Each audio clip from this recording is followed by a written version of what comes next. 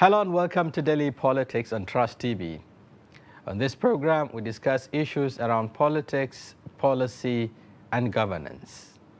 I'm Shafiu Suleiman. The security situation of Nigeria has been an issue of concern to the citizens and the government for quite some time now.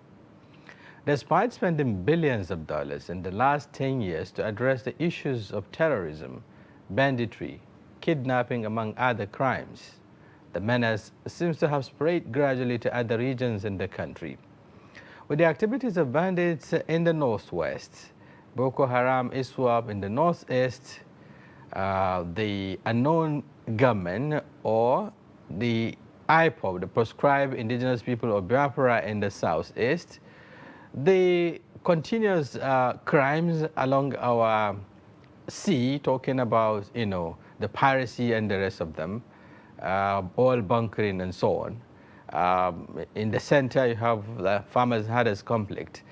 So crime map in the country would clearly shows that every region of this country is bedeviled by one security issue or the other.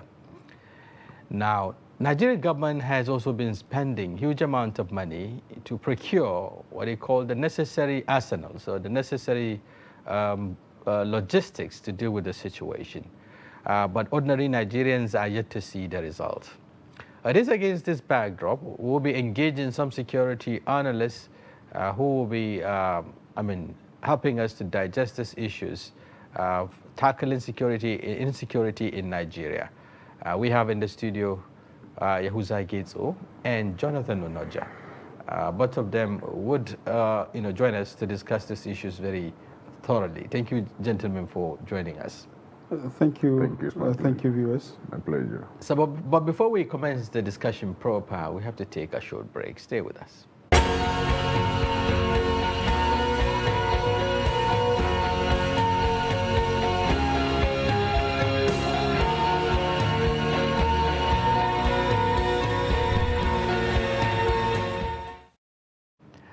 Thank you very much for staying with us. It's Daily Politics, and our talking point is tackling insecurity in Nigeria.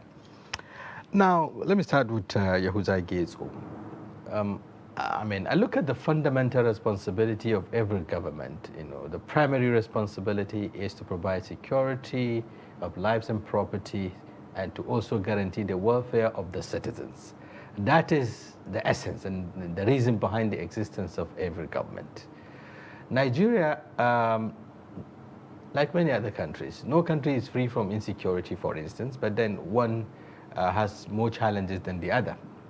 Nigeria has been battling issues of insecurity, but some would say we never had it this big, this wild, because of the spread across the country. Let me first of all, by way of laying a background, what are the factors,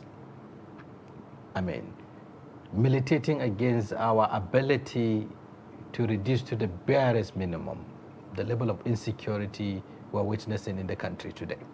Well, I think not really to discuss our ability, but rather to look at inability. Because if we have nothing is being done, yeah, if you say inability, it means nothing is being done. If you say nothing is being done, you are very correct. Why? Because of justifications that I'll give. Nigerian President Muhammadu Buhari have promised several times during his campaign in 2003, 2007, 2011, and 2015, and he even wept in between and says Nigeria has been bankrupt. So he promised Nigerians to provide security as one of the major cardinal of what objective of his government. Nigerians have gone through all difficulties and hardship by contributing and financing his campaign and his presidential campaign all through, where they scratched even a card, and many people even sold out their houses in order to deposit money for Buhari to have emerged as a president. Many also refused to give out money for purchase of procurement of Maggi in their house, salt and other things. They denied their family sole responsibilities. But insecurity in Nigeria is beyond Buhari.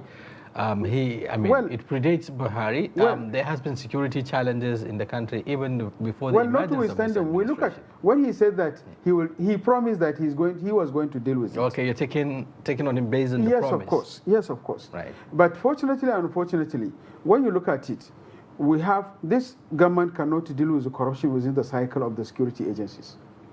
This government was unable to manage, even provide arm and armament, modern arm and When armament. you say corruption, what do you mean by that? Well, are there, confirmed cases of people frittering away or diverting money? Absolutely. Look at the profile. Look at the profile of the security personnel that we have.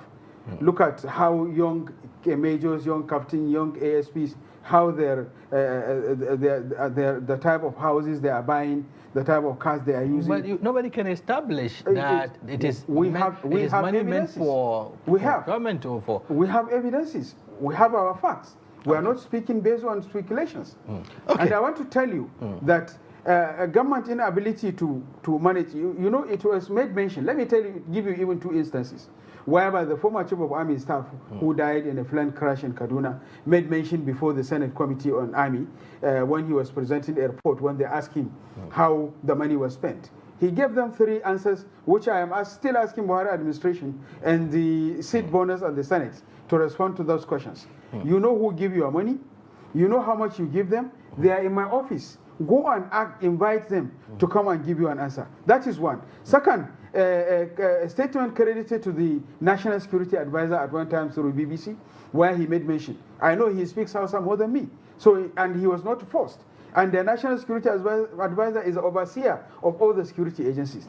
He made mention that money in millions of dollars have been given out to security agencies for procurement of armament and capacity building, training and retraining, among other things. But I didn't see the armament. I don't know where the money is, and I don't know how the money is spent, and I cannot see anything. Okay. So with this, these are part of the adequate justifications that we can tell everybody that Buhari administration have woefully felt in terms of dealing with corruption, because these only 2 items out of 72 different items that I have to justify corruption in Buhari administration in the cycle and management of security have proven to you and to our viewers that Buhari administration have failed in terms of managing corruption have been part of the reasons why the government was unable to manage. Is it to say investigation is not being carried out anyway? Security issues are not issues perhaps that may be public, especially when you're talking about investigations of this caliber. But then I'm not justifying or giving excuses.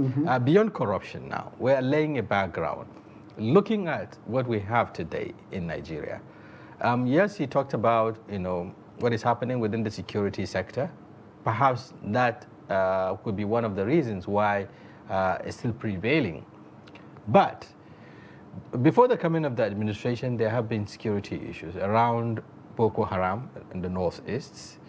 The farmers' hardest conflict has been an existential one. The issue of piracy, and so on, oil bunkering in the southeast, and the south. The issue of violent agitation, even by the IPOP, even though then it wasn't that pronounced. So these are security issues that the government perhaps inherited. We are looking at, the factors or the enabling factors. What brought about this?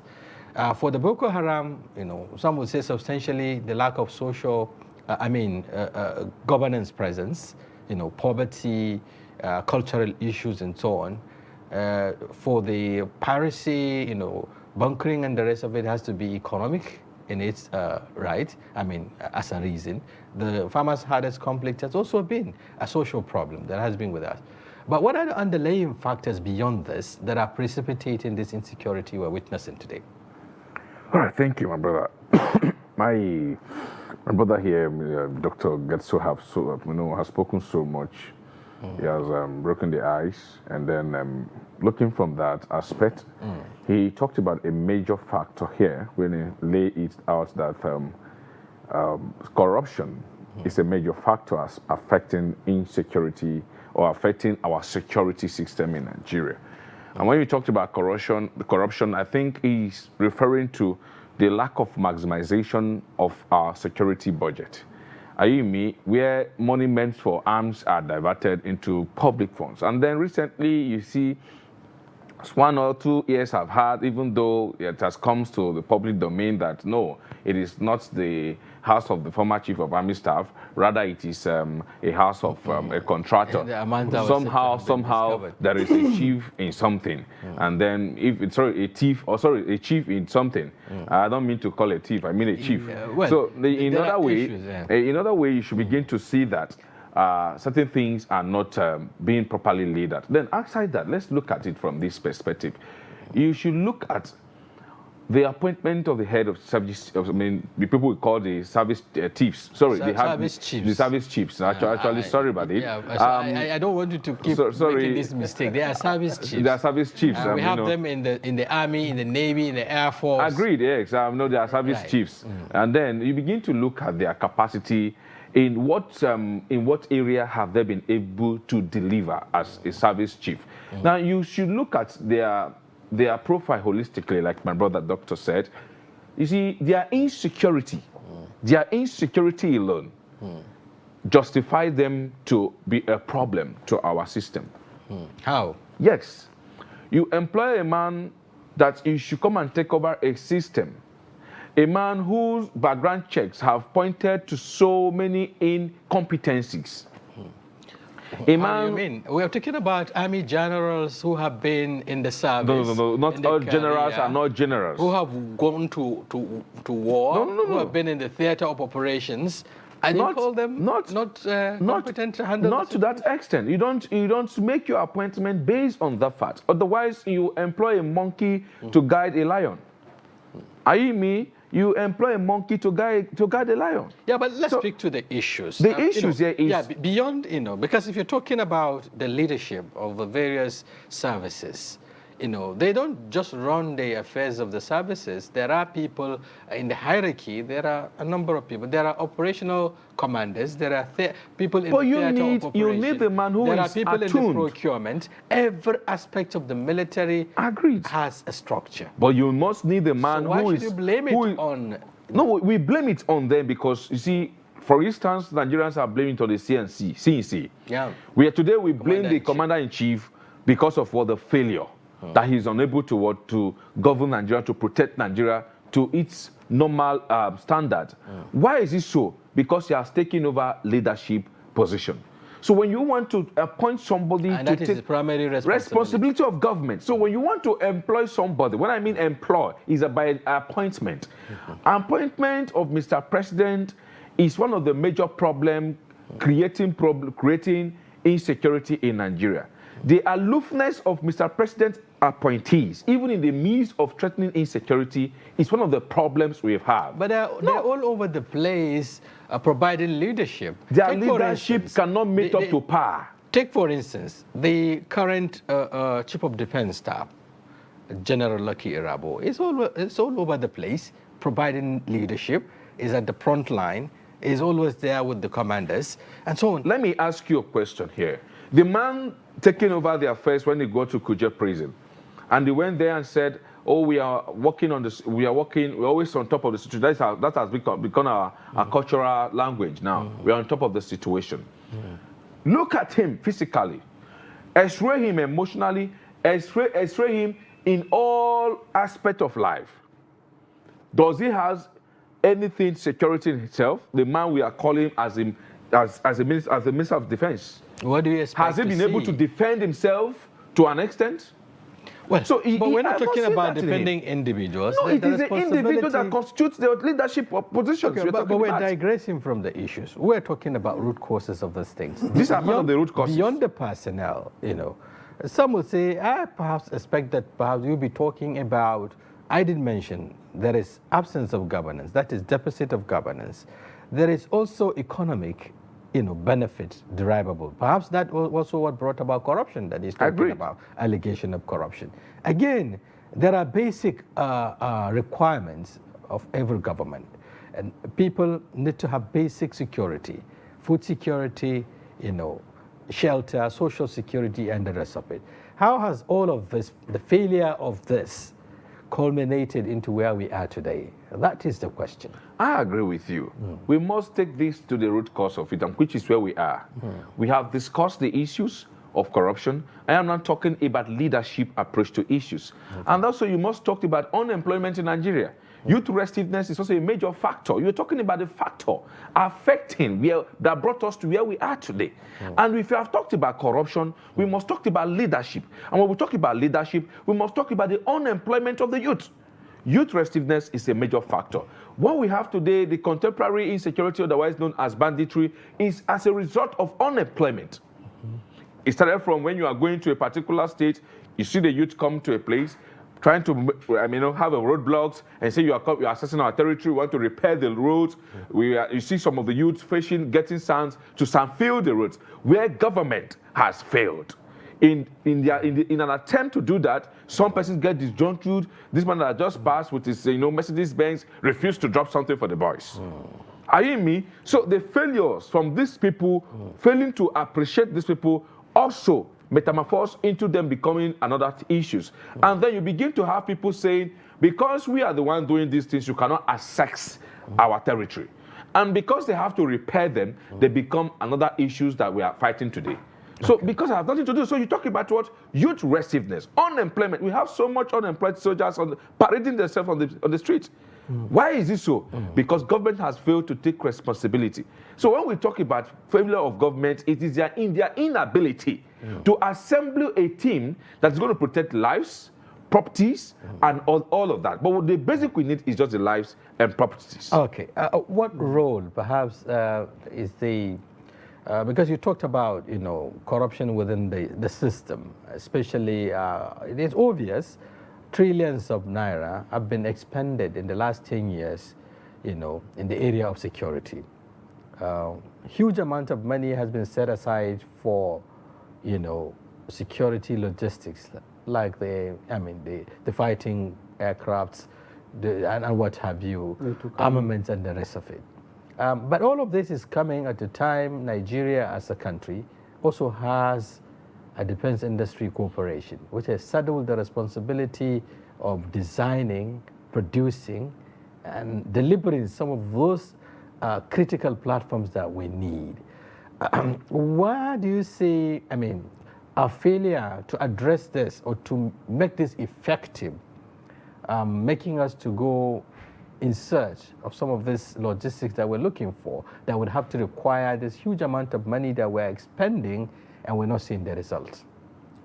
Well, if you look at it on a point of view for the fact that the reasons why we normally go for purchase or procurement of armament rather than inducing the imputed amount of money to defense, to DICON, that is the company that is responsible for providing the armament, and then also borrowing from the intelligence of the type of other armament that we already bought into Nigeria, so that we look at them and see how we can couple them and come up with a different technology that even the owners of the technology will not understand. It's simply because of what has been mentioned, the corruption. The aeroplanes that you have talked that we have, the Super Tucano, they've been procured. We will have seen the impact of Super Tucano when the president was slapped on the bed of his wife. Why I made mention I don't understand what you mean. That's why I will explain. I say why I mentioned this is the Kuje prison attack.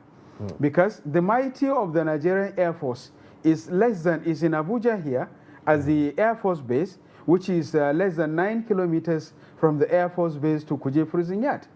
And then you have a brigade of guards, you have special forces, specially trained in order to deal with the situation of managing and securing the airport, especially the presidential wing. You have the headquarters of the Nigerian Civil Defense Corps.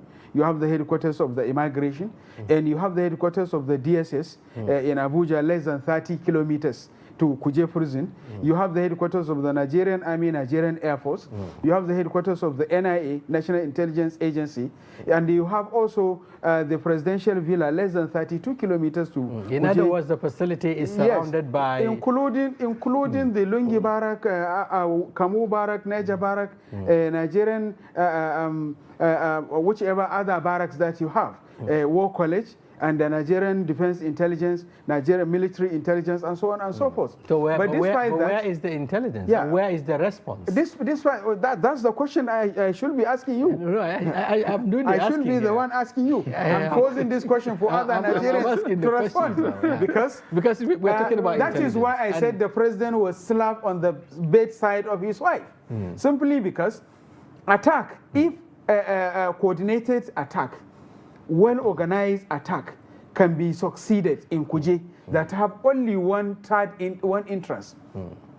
Even though Kuje have other forest entrance, but actual entrance you have only one entrance. That is from the airport road down to Kuje.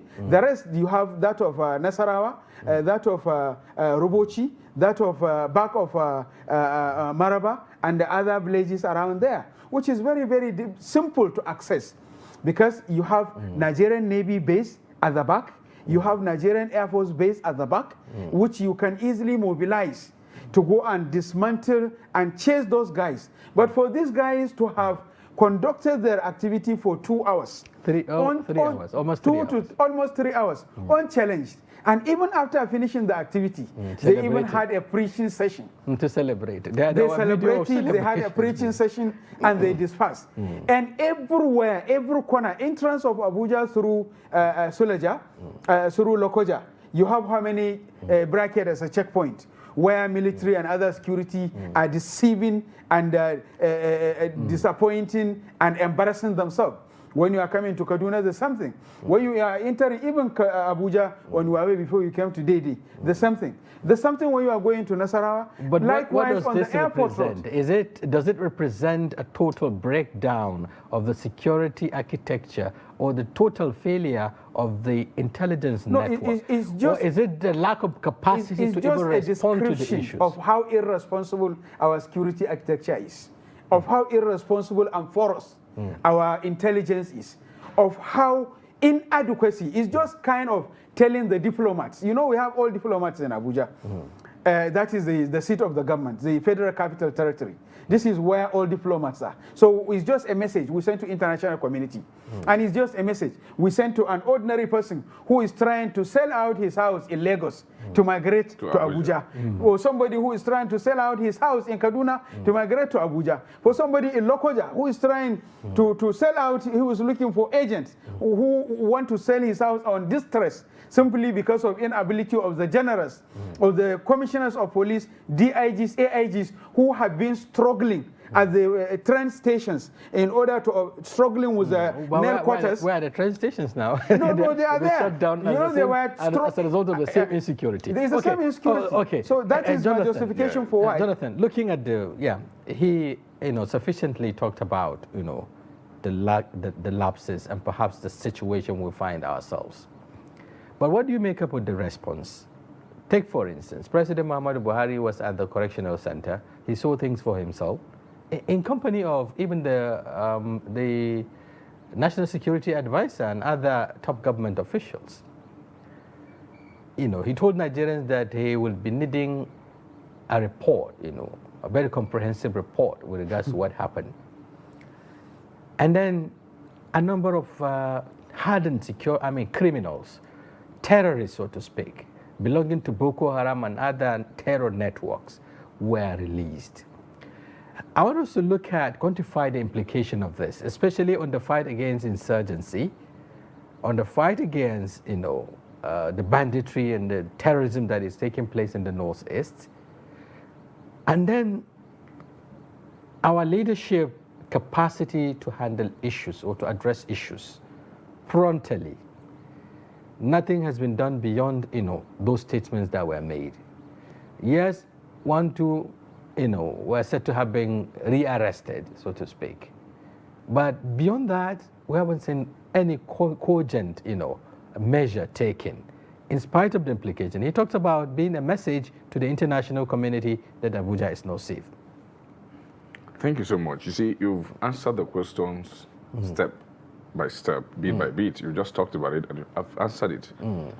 Over time, the president have reiterated that he needs actions. One time, the commander-in-chief said, shoot on sight. We never see any evidence of that. Anyone with AK-47? Yes. Another time, it happened on Abuja-Kaduna train attack. Nothing has happened yet. Nobody has been investigated. Nobody has lost his job. Everybody is just smiling. Another time, he comes out and tells Nigerians that insecurity has been defeated in Nigeria. They have so far been able decimation to of the Boko Haram in the northeast. It's not just particularly to northeast. He mentioned it categorically. Insecurity has been defeated. And then why doing so? To seek audience from the international community that the Buhari administration is working. Then another time again, you go to Kuje. When this were happening around Kaduna Abuja roads, when this were happening in Niger State, when this were happening in Nasarawa State, when it was happening in Kogi State, you should know that you are over. When these are happening around the neighborhoods, even before it gets to the Abuja, once anything happens in Niger State, know that you are over. It's just, this is the federal capital territory. And you have a state, a neighboring state, being attacked under your nose. Then it shows that you have no capacity. When this happened, Mr. President visited the place. And what are you trying to request? To request the intelligence report prior to the attack or the intelligence report after the attack? What intelligence are you aiming at? Where were you when there was a prison break in Kogi State? What were you able to do to fortify prisons or to fortify the correctional center, so-called, in Nigeria? Where were you when there was a prison break in Imo State?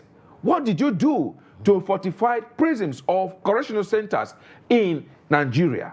What is the Minister of Interior? What was his position to ensure that prisons or correctional centers are well fortified with modern challenges? With modern equipment. Yeah. What did they do? To meet up modern challenges, you must build up modern techniques.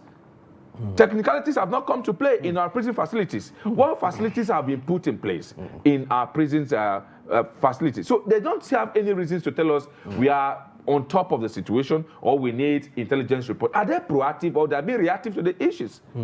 Okay, you raise fundamental questions that need to be answered by perhaps those who are saddled with the responsibility of providing such answers. The Minister of Interior is there lamenting also, I mean, describing it as unfortunate and so on and so forth. We have the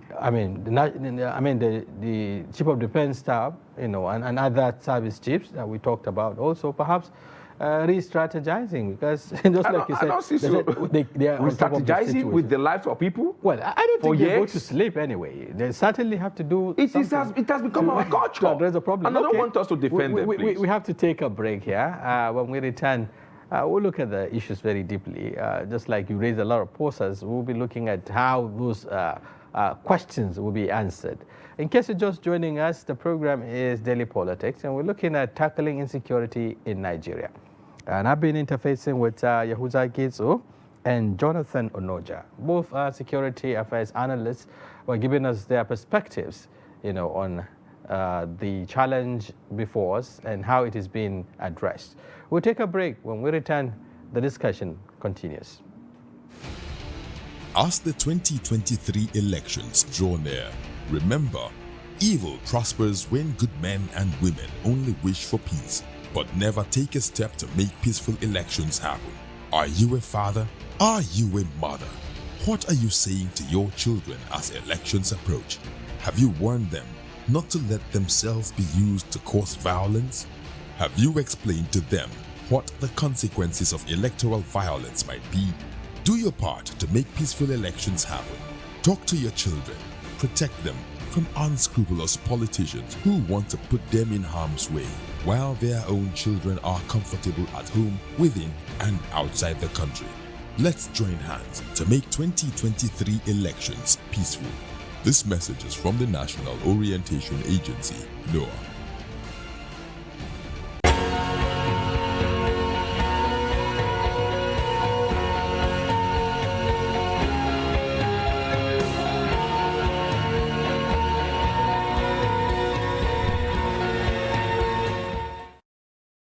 Thank you very much for staying with us on Daily Politics. And today we're looking at tackling insecurity in Nigeria with Yahuza Getso and Jonathan Onoja.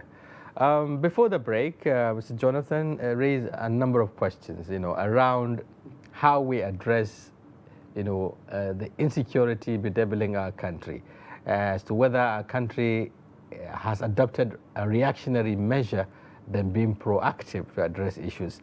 With particular reference to how we have frequency of attacks in our correctional centers. As at the last count, over 100 facilities were, if I'm not mistaken, I can't remember the number now, that were attacked across the country. In similar manner, prisoners are being freed. In most cases, hardened criminals, such as terrorists, insurgents, and what have you, have been freed. And yet, nothing much has been done to address the problem. We have a Ministry of Interior which takes responsibility, which should take responsibility. Year in, year out, you have budgets made for such ministries. Even in the defense budget, certainly there will be budgets for the correctional center, providing security at the correctional centers, and so on and so forth. So what have we been doing over time? Are we just waiting, just like it happened now? Perhaps wait until another attack happens? Or how should we approach these issues promptly? Well, there are three things.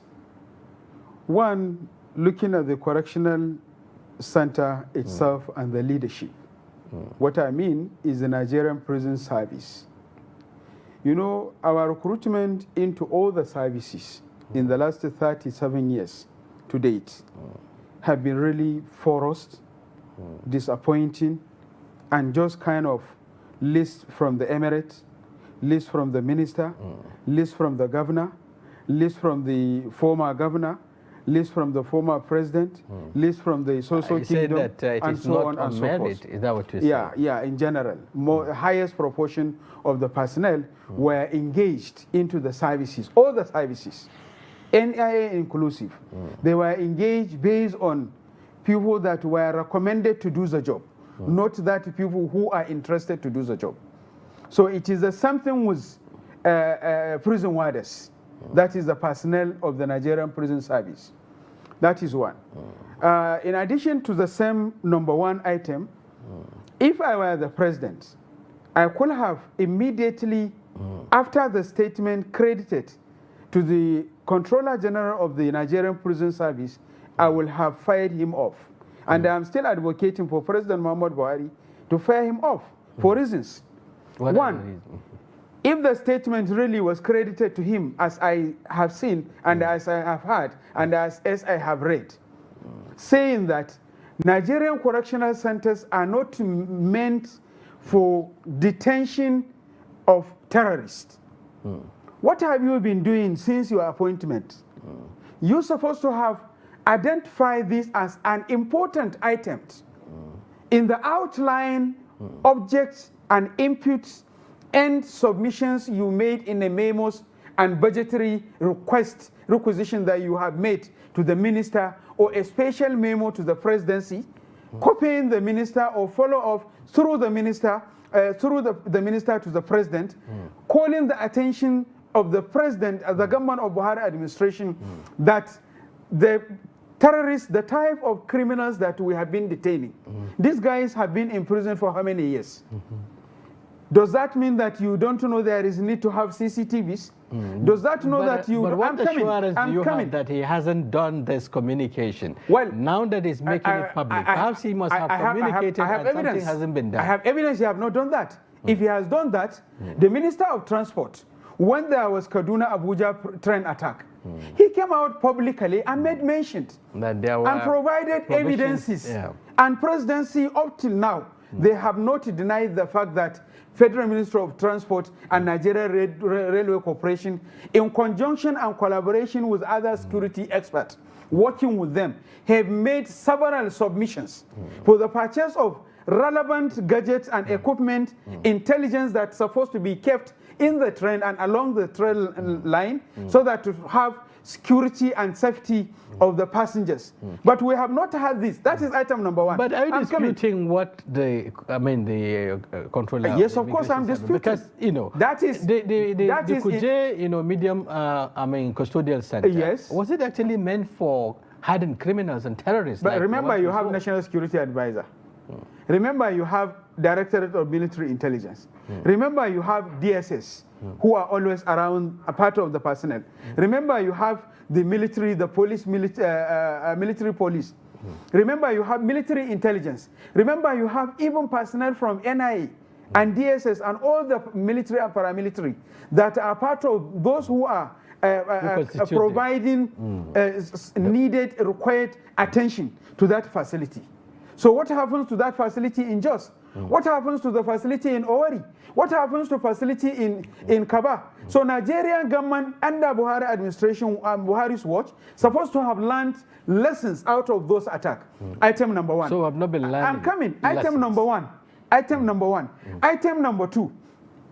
Going by the fact that Nigeria have, since independence, we never had a government that have ever imputed huge amount of resources on procurement, purchase, training and retraining on paper, because we have not seen the demonstration in practice, or because of inability of our military, Air Force, Navy, all others to curtail and contain and manage the security up to certain percentage. Maybe because of the enormity of the challenge at hand. Well, a number of operations are taking place simultaneously let's assume that, across the country. Let's assume that. Look at the number, the total number of personnel that we have in the country is not up to 50% of the total required personnel that are supposed to have been engaged.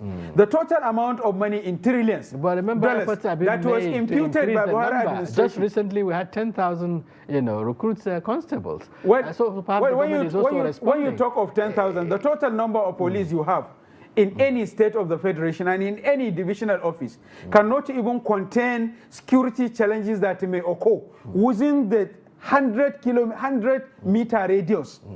Within where they are. If they can, they could have managed the insecurity in Zamfara, where people are being slaughtered, where all pregnant women are being slaughtered and the baby in their wombs being removed and slaughtered, where wives are being raped, where daughters are being raped in the presence of their daughters. Less than 30 kilometers from the government house, less than 5 kilometers from the government house, less than 3 kilometers from the government house.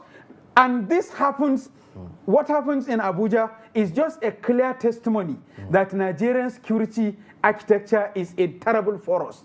And their inability has been exposed. Well, the people in the service, the service chiefs and other security stakeholders will tell you that that might not be true, because Nigerian government or Nigerian security architecture is designed and meant, to respond to issues even beyond Nigeria. We've had, Nigerian security intervening in other countries, not to talk about Nigeria alone. Maybe perhaps because of the enormity of the challenge and the fact that some say the military forces are not, trained to respond to internal security issues. So there's a gap there and what have you. But fundamentally, beyond all of this, we need to also look at other factors contributing to the insecurity in Nigeria. Take, for instance, the proliferation of arms and ammunition into the country. What role is it playing? He talks about the porous borders. Yes, a number of arms have been at some point intercepted. Even though Nigerians are not updated with regard to what happened, who brought them in, what measures are being taken.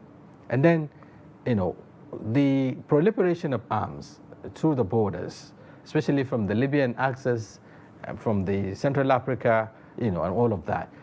How much has it contributed to the instability we are facing today in Nigeria? If you look at it, you will agree with me that our border security, to an extent, has not done anything yet. the arms does not fly through or disappear to the thin air and come to Nigeria.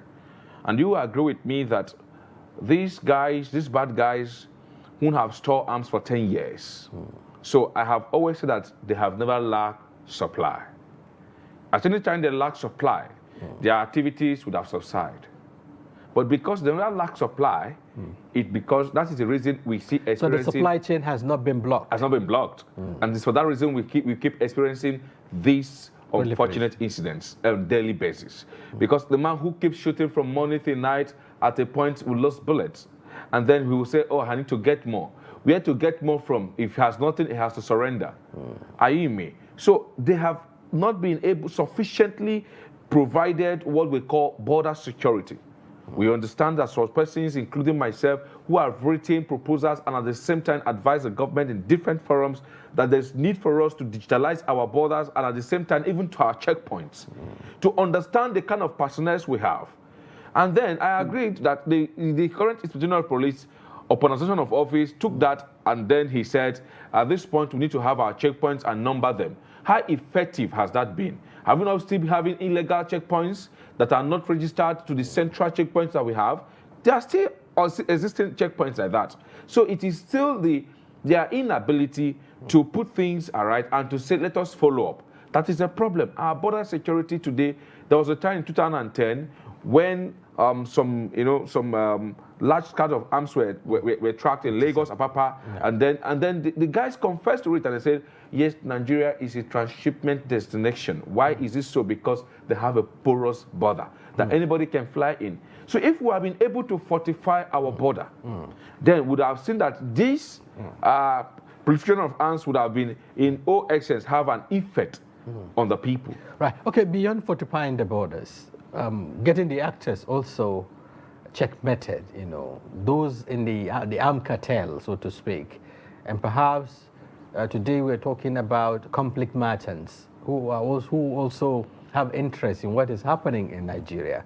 And perhaps they coupled with the corruption that is within the security cycle and all of that. How do you see all of this, interplaying to compound the situation we found ourselves? Inability to track, arrest and prosecute those within the armed business, the armed cartel, and then the conflict merchants who are also benefiting from the situation. Well, I think there is something is missing. Or Nigerian security agencies or authorities refuse to look at it carefully and deal with it. In the case of armed proliferation into Nigeria, you have 7 items.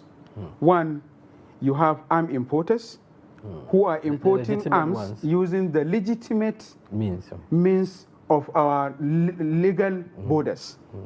You have armed importers who are using the porous borders where you left behind the security personnel, the security management unarmed, or you left them with an AK-47, an old mushroom AK-47 of 1968, which they will shoot and run. While those who are transporting or importing arms, they have adequate bullets that they can spray all over them and finish the kind them. Of arms they used to attack Kuje. And then you left them RPGs, RPGs and PMGs. And you also left them.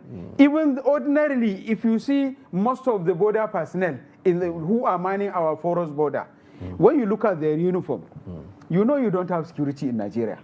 When you look at their body, you know they are looking so shyly, kind of looking malnutrient. They are hungry and they are angry. You know it is easy to kind of collect stipends so that whatever you are carrying can move. And then number 4, the armed transporters. Yet Nigerian security management system has undermined and refused to listen to us, who are always on ground going to the field.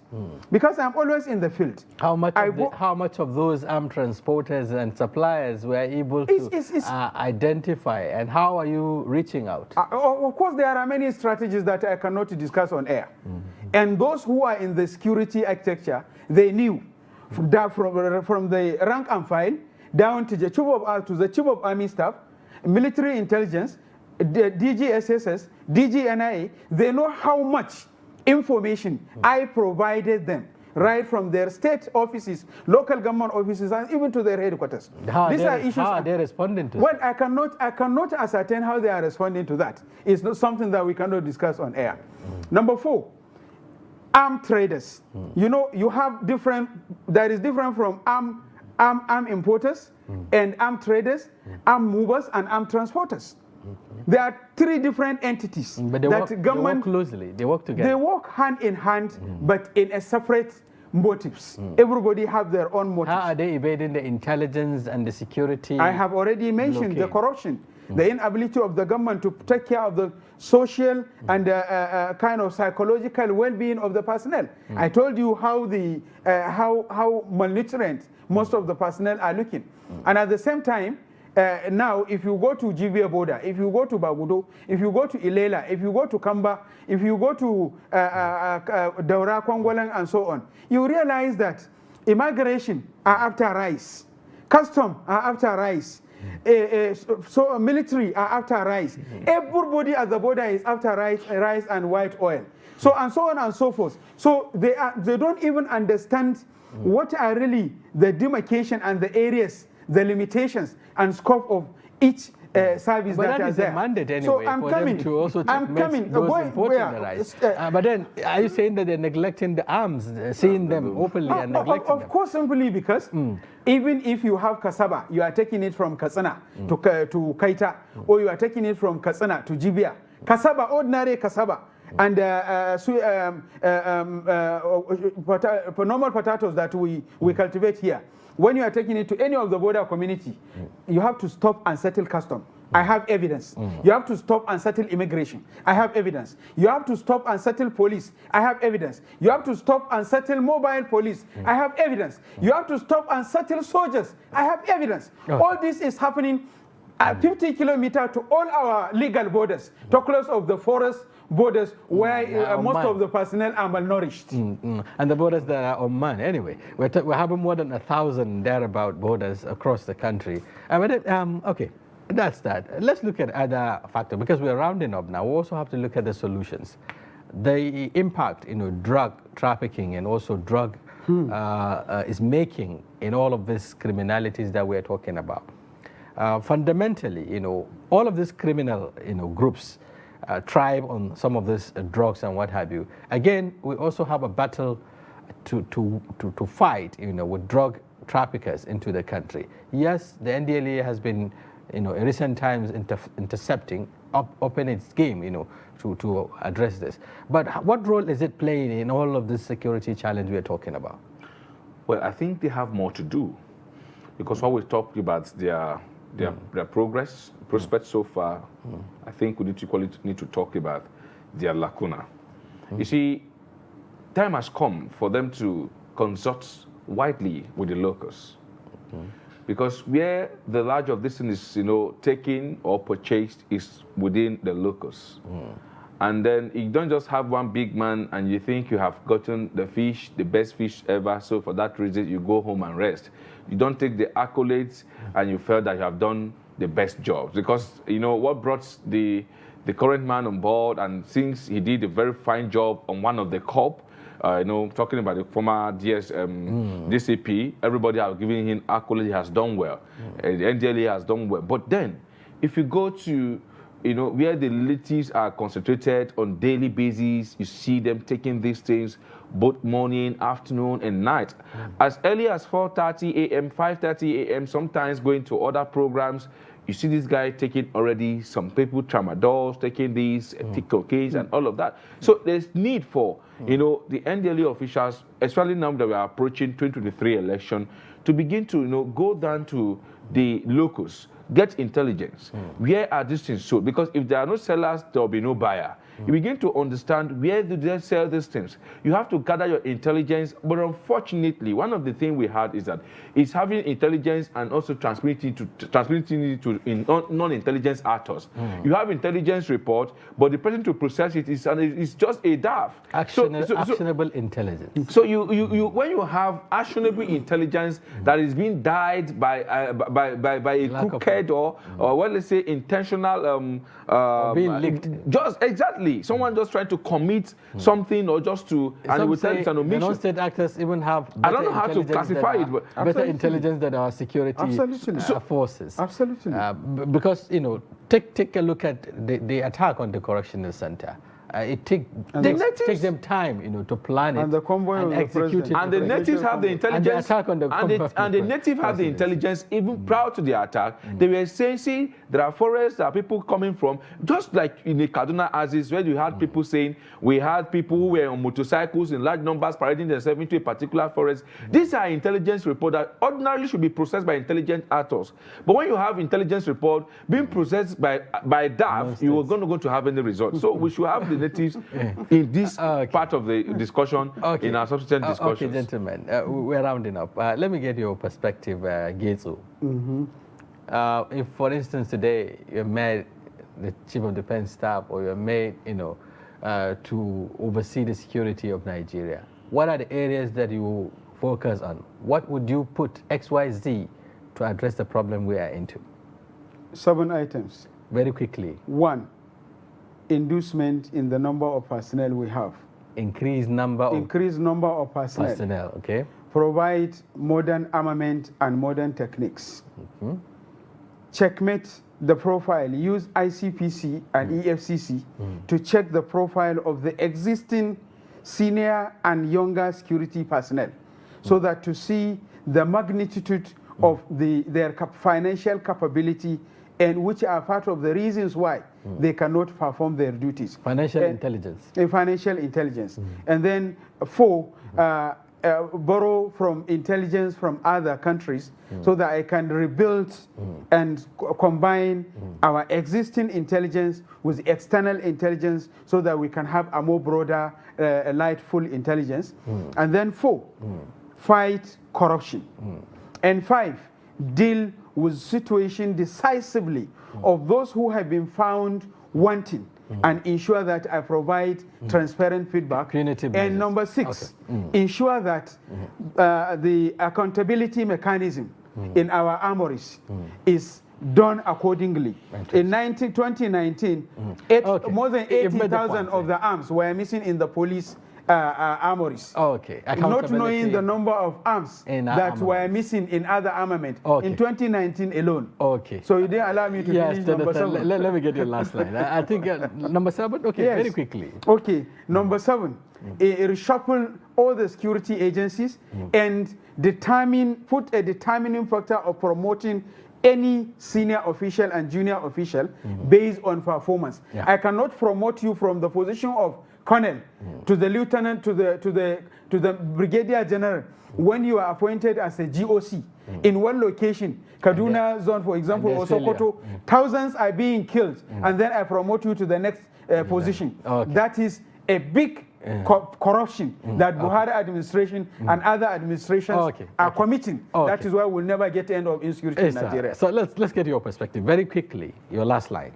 Okay, I think by this time, next years to come, not next year to come. If I'm made the president of Nigeria today, one of my priorities is going to be basically just unemployment.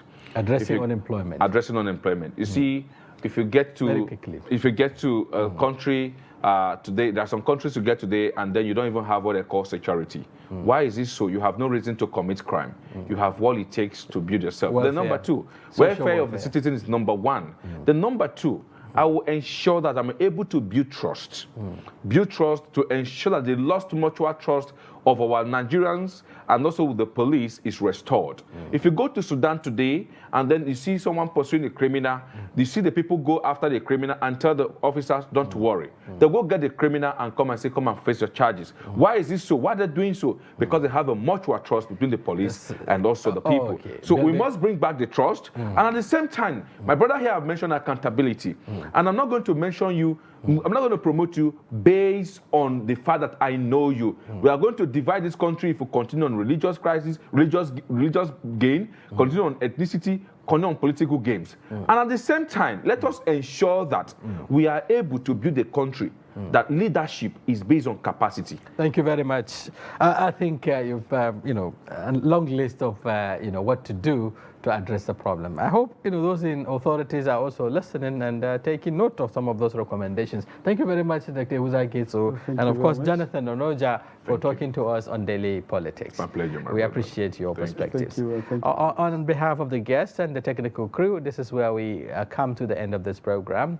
You can join us tomorrow for another interesting program where we will have another personalities and another compelling topic. But before then, enjoy the rest of your day.